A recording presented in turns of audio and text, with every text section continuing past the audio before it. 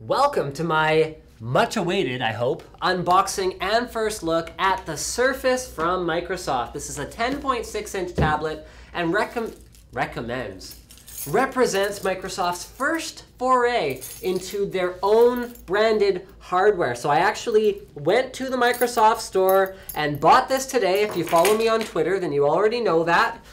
There was a bit of a lineup, but I had like a reservation thing. I got the kit that comes with the touch cover and the Windows RT tablet. I got a 32 gig Surface. Remember, a 32 gig Surface has a Windows operating system installed on it. So even though it's 32 gigs, you don't actually get really that close to 32 gigs of actual storage on your Surface tablet because the Windows OS is a little bit bigger than we're used to seeing from something like an Android or an Apple mobile operating system. So inside I have the Surface box itself here, and then I've also got a separate box that has the touch cover. So touch cover is one of the biggest innovations that Microsoft has really brought about with Surface, in that it's a nice little kind of suede-y cover that's actually quite nice. Wow, it feels really dense, like it's the material that's not just gonna kind of crap out after a little while. And then the keyboard itself, which is a touch-sensitive keyboard. So they've funny, okay, iPhone size comparison. So the cover itself is not much thicker than something like Apple's Smart Cover. It feels very durable. It's quite rigid. And then they've actually built a keyboard into it. So the keyboard is touch-sensitive, which means that you type by touching the space bar or touching the keys, and it's pressure sensitive, but there's actually no tactile feedback. Now there's a separate type cover available that does have a low profile keyboard. I'll look at that one later as a separate unboxing, but for now we're gonna focus on the touch cover. It has, again, kind of a velvety, suedey feel to it, so it won't scratch up your screen as long as you don't have any sort of rocks or debris or anything caught in it, which shouldn't be that much of an issue. The Surface uses a proprietary 6-pin connector for data and power for the touch cover itself, and it uses magnets to attach to the Surface. It actually has a touchpad as well, and then it looks like left and right mouse click buttons, so that's kind of cool. I haven't seen one in person yet, so I'm very excited about this. You've got proprietary keys up here, and you'll notice there's no F1 to F12 keys. However, you can use the function key to enable those buttons, so if you wanted to press Alt F4, then you'd go Alt, function, and then F1, 2, 3, 4 in order to press that. Okay, so included pieces, relatively okay looking power brick. It's around the size of the Apple one, and then uses a magnetic connector here to charge the Surface tablet itself. Very slick looking. There you go, cameraman can have a look at that if he sees fit. There you go, the prongs just fold up like that, just a Windows RT sticker. You could even take that off and it'd be completely clean and just black all along, except for the safety notifications and whatnots. Inside here, once we take out the Surface, don't worry, we'll look at that soon. We've got Microsoft's included little brochure. Getting around in Windows RT, so you swipe from the right to open up the Charms menu. This is French. If you're using the trackpad, move your pointer into any corner, okay, to access Charms. Get around Surface, so they've got everything kind of labeled there, hardware setup, software setup. Okay, so this is a very basic guide. There's really not a whole lot there, Windows 8 Pro and Windows RT. So, something to note about Windows RT is that, oh, look at this, environmentally friendly packaging. They're using just kind of a paper, see, look. You can tell that it's like a recycled paper because it's, well, I'm assuming it's a recycled paper because it's made of sort of bits and pieces of other kinds of paper. You know what? Let's not make any assumptions. Let's just say that it's made of paper and is therefore recyclable, if nothing else. And I can't get that to go back together. So, Surface, plastic. Here we go. I'm very excited about this hinge, the kickstand as they call it. Oh, okay. It's not light.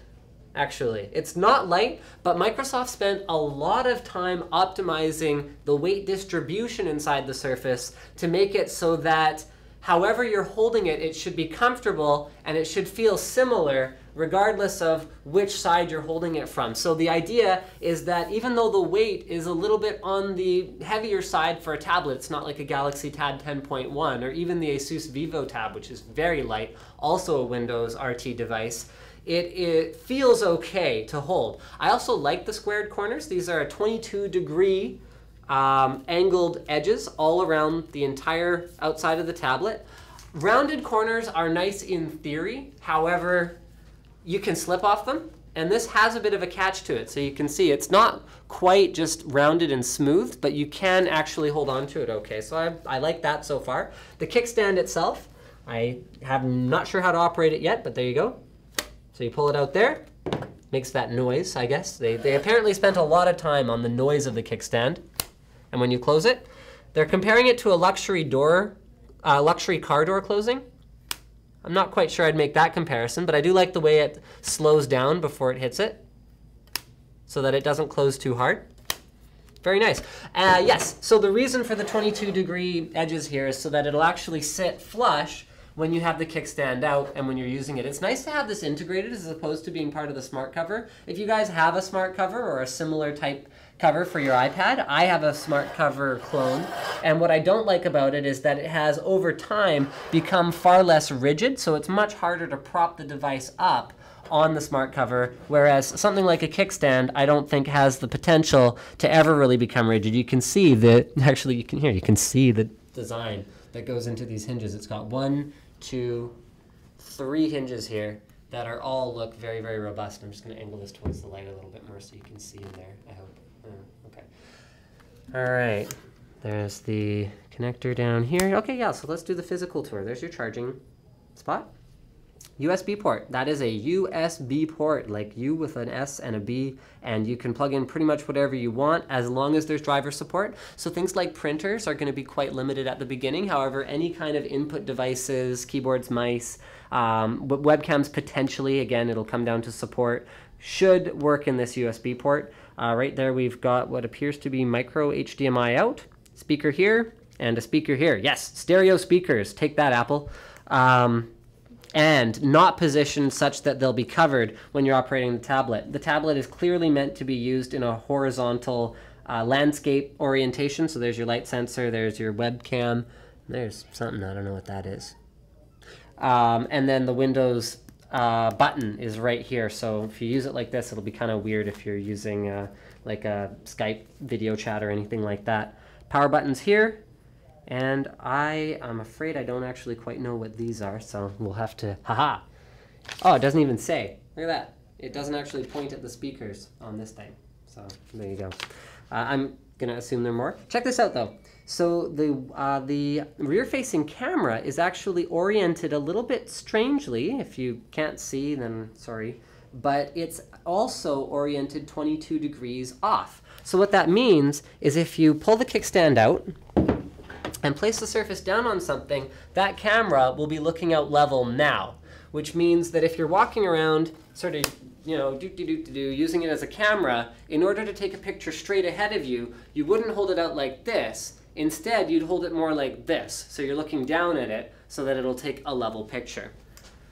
Okay, moving right along, we've got another headphone jack, volume rocker, and really nothing extraordinary in terms of I/O other than that USB port. So the setup process doesn't take that long, but I don't know if I'll bring you guys along for the whole thing. Of course, we're reading the EULA very carefully. Microsoft spent a lot of time on the screen as well. So even though the screen is only 1366 by 768, it is using a bit of a special technology that allows the panel itself to be much closer to your eyes than, okay, so there's a few layers. There's your glass layer, there's your touchscreen interface layer, there's your actual LCD panel layer, and what they're trying to do is they're trying to minimize the air gaps in between, get them as close as possible, because what that does is it reduces reflectivity. So while the Surface is reflective, it'll be more difficult to make out the details of the cameraman based on what I'm seeing already in it than it would be with something that had a bigger air gap. That's where that innovation comes from. So give me a sec, guys. I'm just going to get the wireless set up and we'll be back. I missed a small detail before, actually a pretty major detail.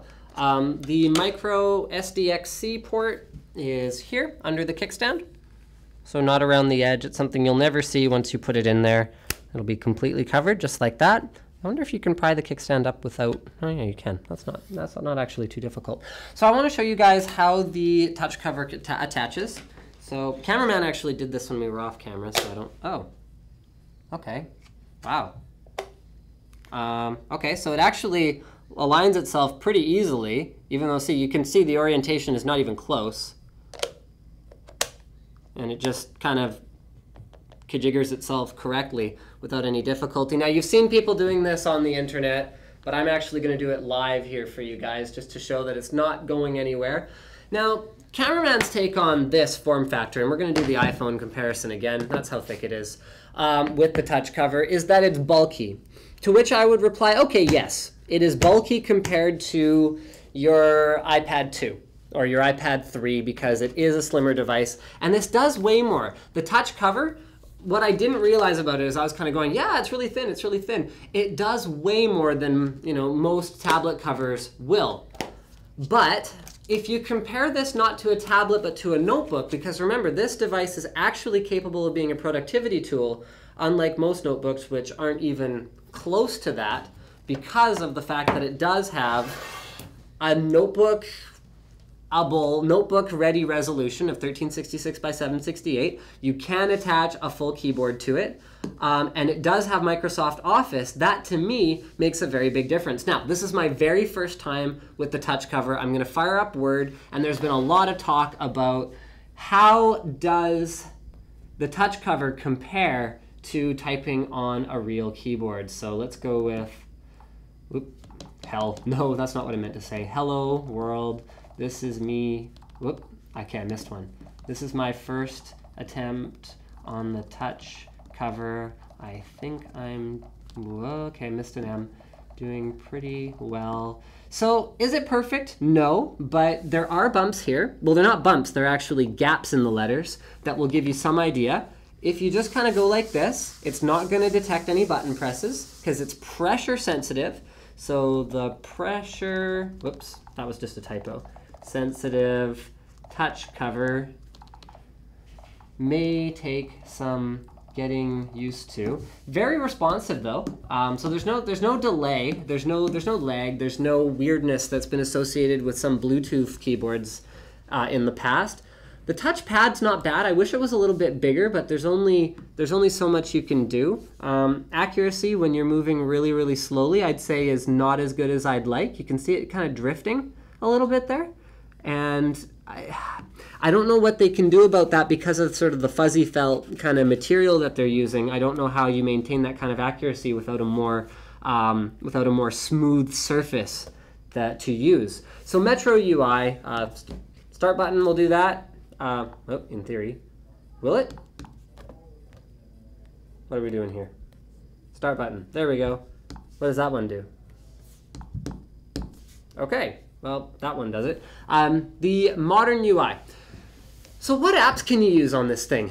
You will have to shop in the Microsoft Store because this is an ARM architecture device. This is using a Tegra 3 processor, which is a quad-core processor, but not like the fastest mobile processor in the world by any stretch these days.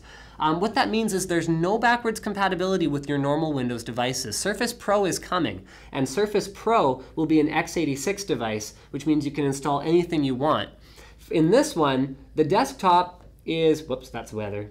The desktop is available, but it's almost, the only things you can really do are things like accessing your classic task manager, your resource monitor, your Office suite, which they haven't really changed the interface much compared to what we've seen on desktop versions. You can use the File Explorer, and you can actually use that with the USB port. You have access to where Windows is actually installed, so you can see there's 17 gigs free out of our 32 gigs total. So you can, users, and you can browse and you can move files around just the way you would on a real computer. But you can't go and install like CPU-Z to tell you about the processor in here. It just doesn't work that way. So the Pro will be x86. So you're going to be doing mostly everything from this UI here, and the animations are very, very smooth. Microsoft's worked very hard on making sure that they don't have some of those early Android sort of awkwardness things going on where the animations start to look very jerky if you do certain things. So the store. Everything will be through the store. An app written for the modern UI, or the Metro UI, whatever you want to call it, should be compatible with Windows 8 and with Windows RT, even though they're really not the same thing, just with a recompile. It's just older apps where you're going to run into that difficulty, and it'll take time for things to get updated. I mean, you've got your Netflix, New York Times. It'll take time, but it's Microsoft. They'll find a way to get the right things released. People are complaining, especially reviewers, about the lack of a Facebook or a Twitter app. Especially from the start. There's a Newegg app. Come on, guys. Gotta go getting in my video here. And I think that pretty much covers it for now. Now, it's possible cameraman and I screwed something up because while it was setting up, we were playing around with the keyboard. But now that we've done a quick reboot, everything is working correctly. So the Windows button now works. Swiping in from the right, aha, Charms menu.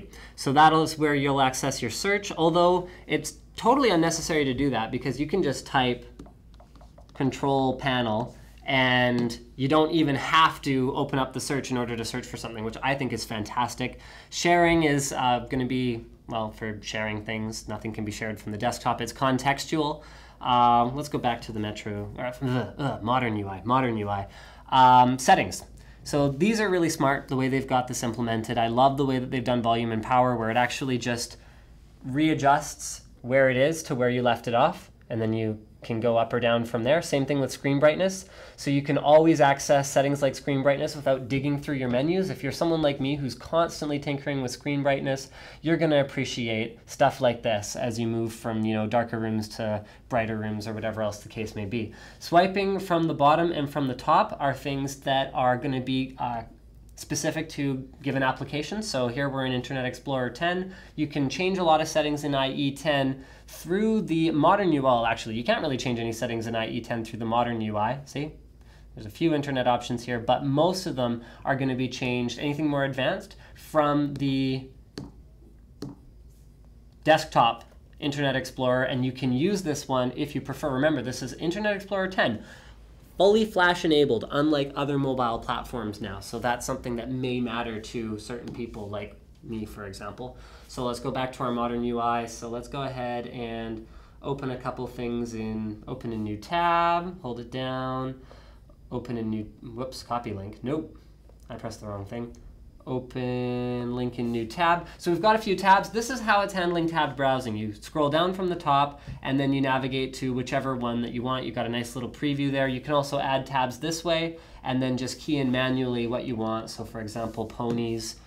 We could look at pictures of ponies on the internet very quickly on the Surface from Microsoft. Swiping in from the left-hand side gives you access to a multitasking sort of menu here. Since we've only got one, oh yeah, right, screen sharing. So there's true multitasking on Windows RT.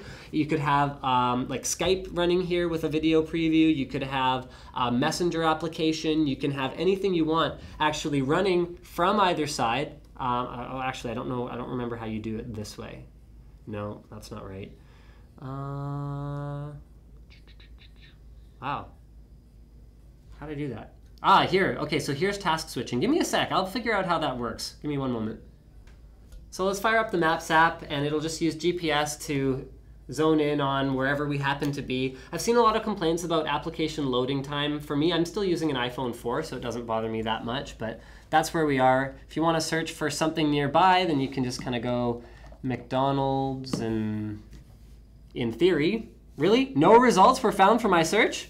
I've never used Bing Maps before, so it's possible that I'm doing it wrong somehow, but let's go with NCIX and see if it manages to find yes, so NCIX is more important to Microsoft than McDonald's apparently, which is awesome. So it shows us a bunch of different ones. You can browse between them like this. I promised to show you guys how the multitasking or task switching works. So what you do is you drag in from the left and then back out, and you can easily switch between any of the apps that you have open. It's extremely fast and feels very smooth. You can go all the way out to the desktop where we have a Word document that we're working on, and then you can also bring any of those applications out to the forefront like this.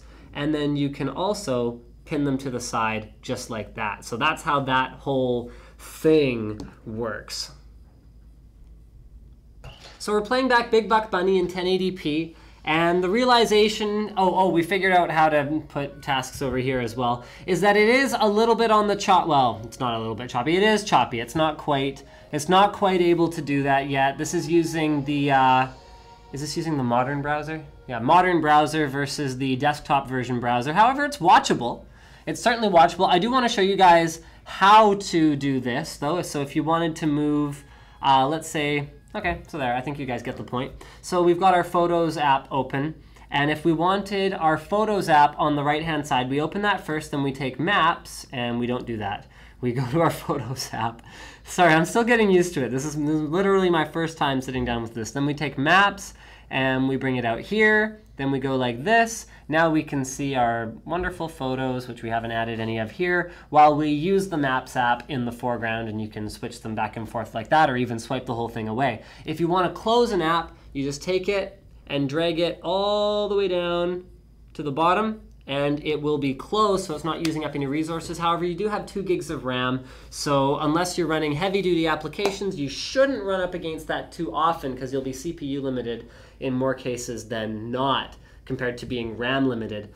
So I think that pretty much wraps it up for my Windows RT and Microsoft Surface first impressions. It's not that warm. It's a touch warm here, but it's very localized. The edges are still quite cool, which is nice because that means when you're holding it like this, you're not going to get that sweaty palms thing going on that you do with some mobile devices. The iPad 3 in particular, I have a hard time dealing with, whereas the iPad 2 I find is just spectacular.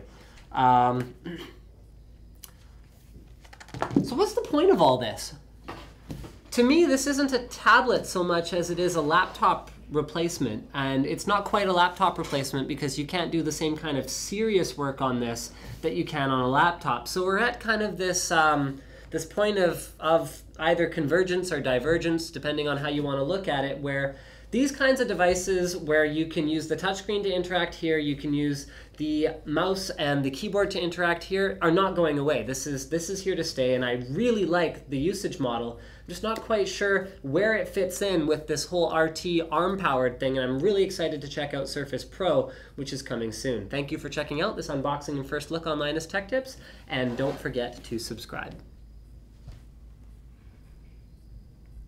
A cameraman sort of put it his way, and he's more of an Apple guy, but his comment is this is for people who don't want the lockdown restriction of the iPad. They want more productivity than that, but aren't necessarily typing 5,000-word essays on a regular basis. So this is good enough. Also, I realized I never did show the camera app. The camera app is pretty straightforward, so you got your 720p camera on the front. You can switch cameras like that, and like I said, see, it's looking straight ahead in spite of the fact that the kickstand is out. Motion's pretty smooth. Camera options are pretty limited, so you can adjust your resolution or you can adjust your audio device. That's about it. And then you can switch from video mode to ooh, that's fast. Video mode or not video mode. So let's go ahead and point it. So this is how I use it, to point it straight ahead, see?